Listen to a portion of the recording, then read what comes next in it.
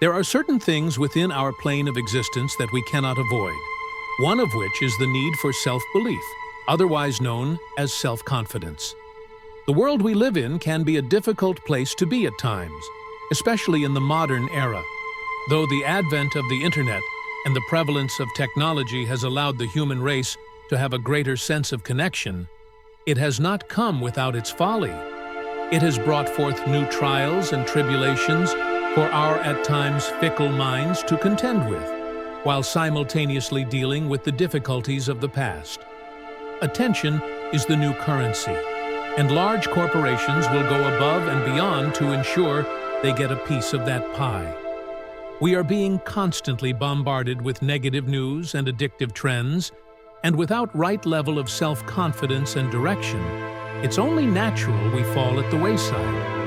The key to this modern conundrum is a concept probably as old as time: self-confidence.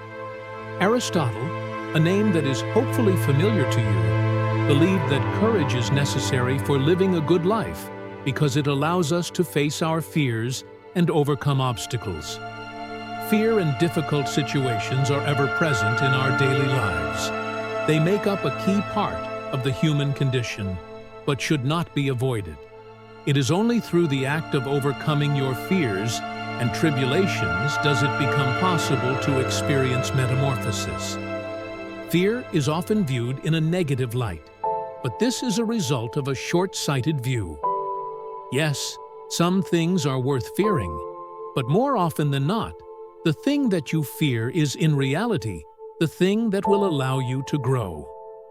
Look at the society you see around you and know that it is founded on fear.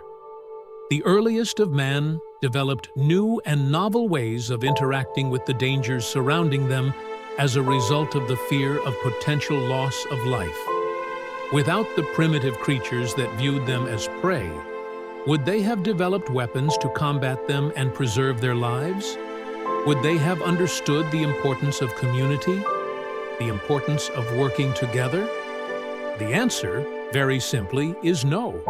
And what, in combination with this fear, was the catalyst for these developments? Self-confidence.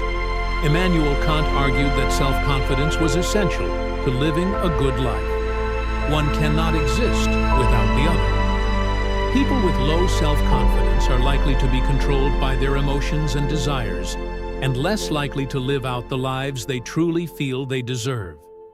And in the age of the internet that we find ourselves, if you as an individual do not have the belief in your own abilities, thoughts, and direction through life, then your only fate is to be at the whim of the world around you.